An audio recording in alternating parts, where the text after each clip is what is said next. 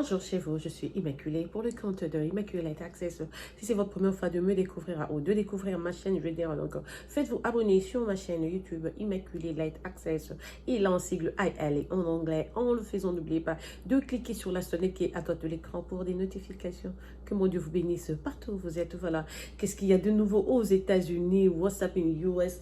Qu'est-ce qu'il y a de neuf? Quoi de neuf donc aux États-Unis? Ce matin, je vais vous parler de... Il y a pas mal de sujets que je pourrais développer, mais bon, parce que ça vient, ça s'arrête pas et que tu y en a beaucoup. Je vais essayer de vous donner, de parler donc de 4 sujets. On va d'abord commencer par la politique, parce que aujourd'hui, c'est donc le 7 juillet. C'est le jour où c'est prévu et que nos vice-gouverneurs, enfin, le vice-gouverneur conservateur Pence et Kamala Harris vont se confronter donc dans le débat ce soir à Utah. Ça va se passer donc à Salt Lake, Utah. On va suivre ça à la télé. Sûrement, ils ont pour travail de curer un peu tout ce qui s'est passé la semaine passée avec le débat chaotique entre Donald Trump et Joe Biden.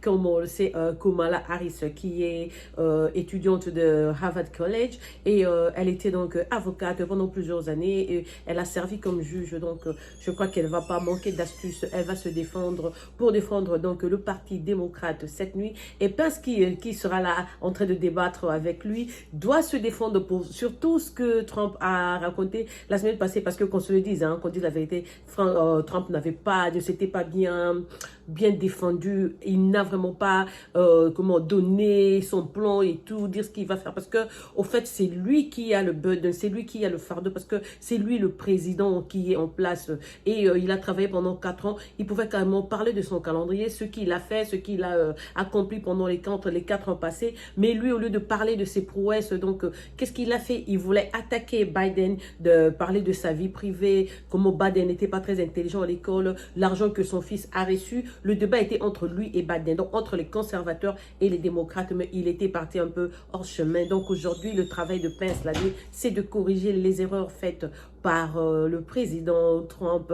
Et c'est pas facile parce que d'abord, naturellement, un homme discute avec une femme, ah, tu dois avoir vraiment je voulais dire, pas de si, non, je dis pas ça. Donc, tu dois être vraiment, un homme se dirait d'abord, moi, discuter avec une femme, on va parler de quoi? C'est un peu, comment, ça va le mettre un peu mal à l'aise et tout parce que la Kamala Harris, elle a une grosse bouche et tout et tout. Aujourd'hui, ce serait donc comme un marché, voilà, je suis en train de me vendre pour que les clients achètent. Nous qui sommes clients, clientes, donc nous, Américains, parce que ce sont nos voix, c'est à nous donc de voter, c'est à nous de choisir qui va diriger les États-Unis pour les 4 années prochaines. Donc c'est ça, c'est ce qu'on aura donc ce soir aux États-Unis et on sera donc devant nos téléviseurs à partir de, moi je serai là à partir de 20 h parce que j'aime toujours anticiper, regarder d'abord les analyses faites avant le débat en soi et puis les commentaires pendant le débat, suivre le débat et puis suivre les commentaires après. J'aime donc j'ai pour la politique, j'ai la politique dans le sang. J'ai fait, je dis les relations internationales, mais c'est donc, c'était juste un département dans les sciences politiques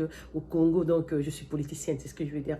J'ai étudié la politique. Donc, ça me motive chaque fois qu'il y a un sujet à caractère politique. Je suis toujours curieuse, je veux écouter, je veux voir si je peux donner mon point de vue ou même me mettre à la place de ces gens-là, dire que si c'était moi, comment ce serait. Donc, c'est un peu ça. Et ça, ce sont des passions qu'on a lobées parce on a sacrifié notre vie, laissé l'Afrique pour venir ici. Et ici, la politique, déjà, tu es limité à un certain niveau parce qu'ils ont besoin des gens qui ont pour... parents, des vrais Américains, hein, papa et maman et tout et tout et tout. Donc tu peux aller, tu arriveras à un niveau où tu peux plus aller, tu vas pas postuler à la présidence par exemple. L'unique personne qui a osé aller très très loin, c'était Arnold Schwarzenegger. Il a eu la chance de devenir gouverneur de Californie et beaucoup de gens, on a parlé de ça, mais bon, beaucoup de gens ont dit que c'était l'influence de Kennedy parce qu'il était épousé à une Kennedy, mais c'est pas vrai. Je crois que la loi aussi autorise et ça c'est le dernier poste que tu peux occuper étant donc américain par naturalisation, je veux dire. Voilà, donc on va maintenant entamer l'économie. L'économie ce matin, donc depuis hier soir, j'ai une dame qui travaille à l'ARS que je suis. Elle poste des vidéos chaque jour sur le stimulus. Et hier la nuit, elle a dit que non, voilà, Donald Trump venait juste de tweeter que they have to put on hold everything when it's come like money wise. On devait donc retenir tout l'argent que les gens attendaient pour le second stimulus et tout, pour les aider un peu financièrement, pour nous qui avions perdu le travail, nous qui habitons des États qui sont toujours en confinement. Et bon ben voilà, il a demandé à ce que aucun chèque ne soit donc octroyé à qui que ce soit jusqu'à un jour après l'élection, ce qui veut dire que ça a énervé beaucoup de gens. J'ai vu les commentaires des gens parce que ça, c'est... Tu vas utiliser cet argent. D'abord, c'est pas son argent des poches. C'est de l'argent qui appartient à des citoyens qui ont travaillé dur. C'est retiré donc d'une manière hebdomadaire sur chaque chèque de citoyen américain. On récupère cet argent-là pour qu'au moment de crise, qu'il soit servi. Mais voilà, mais non, Trump veut en faire son histoire privée. Il dit que après, donc ça, c'est vraiment en train de manipuler les gens, quoi. Tu es assoiffé et tout. Voilà, il y a de l'eau. On te dit non, tu as vu de l'eau, mais tu vas pas boire parce que je refuse, parce que il faut attendre, parce que je veux ça en échange. Tu me donnes ta voix, je te donne l'argent, comme si ça sautait de sa poche privée. Je ne sais pas si ça va aller comme ça, mais du coup, jusque-là, si vous avez emprunté ou vous comptez sur l'argent du stimulus, oubliez ça pour l'instant. Il n'y en a pas, il n'y en aura pas. Ce sera peut-être avant novembre, après novembre. Si ça échouait, sûrement quand Joe Biden sera en place, si il devenait donc président, il aura d'autres moyens en place que l'on pourra utiliser jusqu'à ce que les États-Unis vont donc reprendre la vie à 100%. On ne sait même pas quand, parce que le corona continue à battre son plein aux États-Unis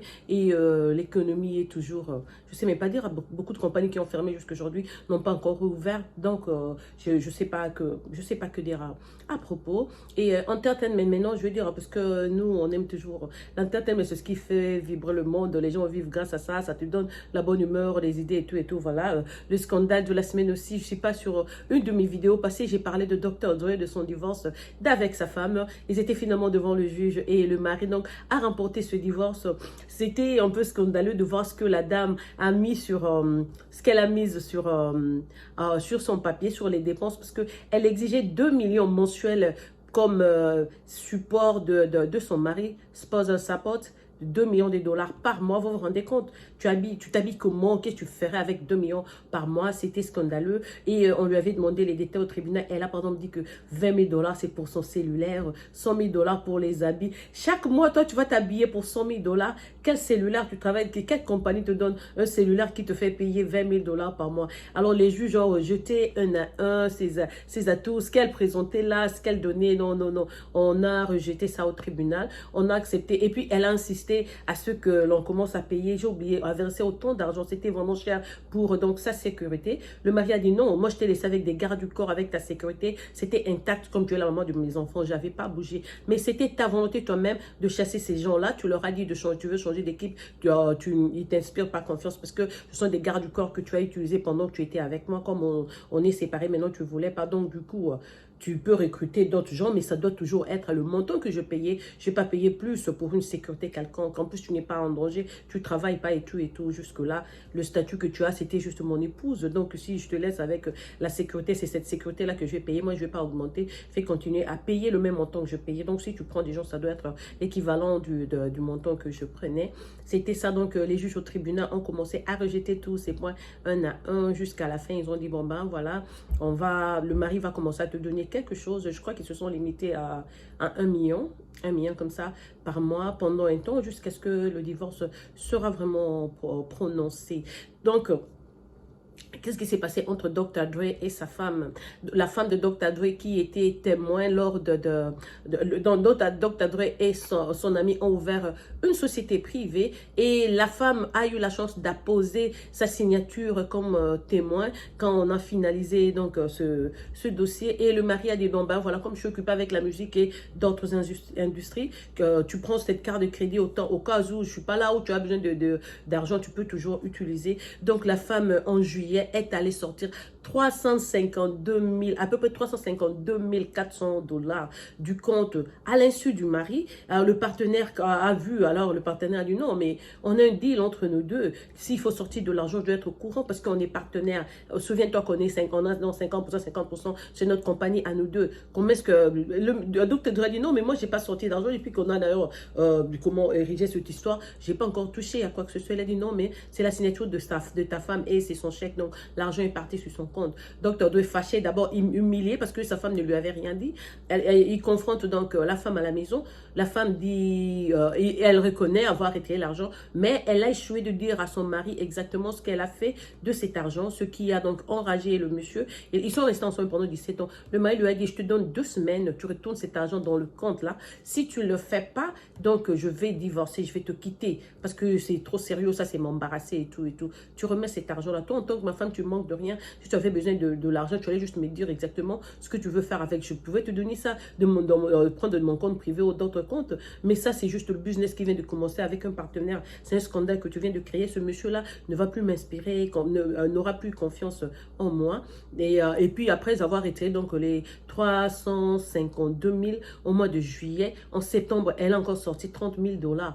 Qu'as-tu fait des 300 000 et les 30 000 $ là, c'est quoi? Donc, quand le mari lui a dit non, ben, si tu ne remets pas cet argent là, je te donne 2 semaines et voilà, je vais donc te quitter, je vais divorcer. Je dis qu'il lui a dit ça le lundi, mardi passé, le mercredi, c'est plutôt la femme qui a anticipé. Elle est allée demander le divorce elle-même pour dire qu'elle a choisi l'argent, elle a sacrifié l'amour. Bon, évidemment, là, je dis qu'il n'y a pas d'amour parce que quand l'amour, c'est même au-dessus d'argent, au-dessus de tout matériel possible qui pourrait exister. Elle était sûrement fatiguée. Donc, c'était fini. Elle a choisi donc de quitter le mari. Elle ne va pas retourner les 350 000 $. Elle quitte le mariage après 17 ans. Ils ont eu 3 enfants ensemble. Elle a aussi élevé les autres enfants que le mari avait eu avant le mariage. Donc, voilà, elle est juste après le divorce, elle est allée, donc elle a pris tout un groupe d'avocats qui est là en train de la soutenir. Donc, ils ont mis, comme Dr. Dre a autant d'argent après avoir vendu des beats et tout, c'est un peu suscité la jalousie du côté de sa femme et elle voulait être aussi, bon, ben, dommage, malheureusement. Bon, bah, on a rejeté ça au tribunal dès que le divorce est séparé. Donc pendant 6 mois, elle sera payée 1 million par mois. Et puis 6 mois après, quand on déclare le divorce, ce sera donc fini. Elle va faire sa vie et Dr. Dre va reprendre sa vie. C'est ce qui se passe aux États-Unis. À part ça, il y a le scandale de Jaguar Wright. Jaguar Wright, c'est une chanteuse R&B dans le temps qui a chanté avec... Elle était aussi les dames qui chantent derrière là quand Jay-Z performe. Elle a chanté avec le groupe The Roots. Elle était amie d'enfance à Mary J. Blige, à Jill Scott. Elle connaît les Will Smith, les Jada Pinkett, les P. Diddy, like you name them, Alicia Keys. Elle a grandi avec tous ces gens-là. Alors, elle chantait aussi très bien, mais il s'est avéré qu'elle n'a pas eu la chance de propulser dans la musique, dans l'entertainment, comme les autres chanteuses et chanteurs. Voilà, ça fait exactement 12 jours ou 14 jours, donc ça fait 2 semaines. Elle vient sur les réseaux sociaux. Elle a déballé toute l'histoire de l'industrie musicale des États-Unis. Le R&B et les hip-hop, en tout cas, toute saleté qu'elle connaissait. Elle a raconté des choses du genre, elle marchait dans un building une fois quand elle a trouvé P. Diddy en train d'avoir le sexe avec un autre homme qui était là. Et puis après, P. Diddy était devenu exécuteur de ce bureau-là. Donc, elle a vendu ça à un homme pour avoir l'option. Donc, là où il était devenu chef, il a dénoncé ces jeux derrière les White Party que P. Diddy organise aux États-Unis, que ça avait eu le jour à Bangkok, on invitait les gens qui étaient mineurs et tout. En tout cas, c'est un scandale. Il a insulté Alicia Keys, l'appelé de tous les mots, qu'avant que elle n'aime pas Alicia Keys parce qu'elle a détruit le couple de l'autre dame qui était là et qu'elle était mariée à une dame avant. À part ça, elle a raconté que Mary J. Blige est toujours là. Elle était d'abord amoureuse de Jay-Z. Elle comptait seulement sortir avec Jay-Z, épouser Jay-Z. Mais voilà, ça n'a pas marché. C'est pour ça qu'elle a toujours été malheureuse dans sa vie. Et pourtant, Jay-Z et donc, ils n'étaient pas sortis, mais elle, dans son coin, elle attendait seulement le baratin de Jay-Z pour finalement s'installer avec elle. Et à part ça, on a raconté qu'elle a fait beaucoup. Elle est sortie avec beaucoup d'argent, beaucoup d'hommes, je veux dire, dans le R&B pour être là où elle est. Et elle n'est pas très douée dans la musique. Par exemple, elle se compare à elle. Elle dit, elle n'écrit pas bien, je chante mieux qu'elle, mais voilà, c'est elle qui est là. Beaucoup de gens la jugent. Elle a parlé de Tevin Campbell, notre chanteur charmant dans le temps, que non, voilà, avec son talent, la musique, ses albums et tout était bien vendu. Pourquoi aujourd'hui on ne parlerait pas de lui? Il est sur les boulevards de Hollywood en train de se prostituer. Il a appelé Tevin Campbell prostituée. Là, le jour après, Tevin Campbell est allé au tribunal, il a porté plainte. Il a raconté une histoire d'elle. Elle a raconté une histoire d'elle quand elle était petite dans une chambre en Philadelphie. quand Common a failli, presque elle a brusqué et voulait avoir l'intimité avec elle. Donc après autant de temps, aujourd'hui comme on attend un enfant avec Stephanie Haddish et les Mary Jo Blige ont fait une carrière. Puis Didi, quand on parle donc c'est le top de numéro 1 de R&B ici, l'argent et tout et tout et tout. Donc toutes ces sociétés-là a été déballées. Et puis tout le monde dit que non, en fait c'est pas étrange, on était au courant de ça. On sait que la musique et tout, ça va avec la drogue, avec la prostitution et tout. On le sait, mais ça vaut pas la peine de venir déballer tous ces gens comme ça, spécialement pour les femmes. Toi, tu viens, tu accuses Alicia Keys, elle demande même de se battre avec Alicia Keys et tout et tout. En tout cas, elle a raconté du n'importe quoi. Elle s'adresse même à Jennifer Lopez. Pourquoi tu ne me parles pas? Tu ne dis pas aux gens que P. Diddy a quelque chose, il te menace toujours et tout. Tu étais sorti avec Ben Affleck pour te protéger de P. Diddy contre P. Diddy et tout. En tout cas, des insanités. Mais beaucoup de gens, on sait, en fait, on se dit que c'est la vérité, c'est le monde musical, ça se passe comme ça, mais ça ne valait pas la peine pour elle de venir exposer ces gens comme ça, parce que ce sont des gens qui sont des parents, qui sont des philanthropes, qui participent beaucoup dans le développement, dans les aides, des trucs, même au niveau des Africains. Ce n'est pas parce que tu connais le secret de quelqu'un qu'on te donne l'audace ou que tu dois absolument le divulguer. Ça fait de toi très petit, pour son cas en tout cas très petite, et beaucoup de gens la traitent de jalouse. On accepte exactement ce qu'elle dit. Hier, j'ai vu un ancien garde du corps de P. Diddy dire que ce qu'il a dit elle a dit sur moi là est très faux. Des autres choses là qu'elle raconte, oui, ça se passe dans le monde musical, mais dire que moi aussi, j'ai été avec non, non, non, je ne suis pas là, je prie, je n'ai jamais fait ça.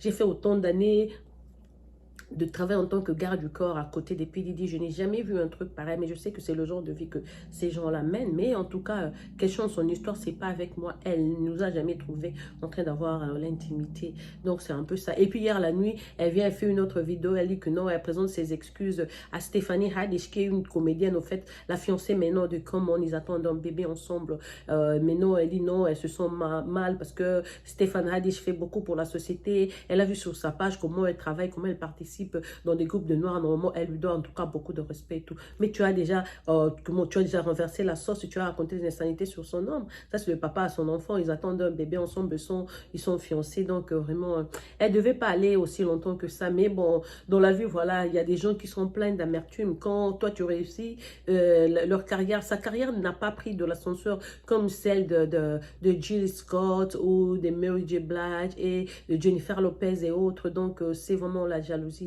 Elle n'a gardé aucun secret. Aucun secret. Alors les gens commencent à regarder cette industrie-là. Est-ce que j'aimerais même voir mon enfant aller faire cette carrière musicale et tout, avec tout ce qu'il y a.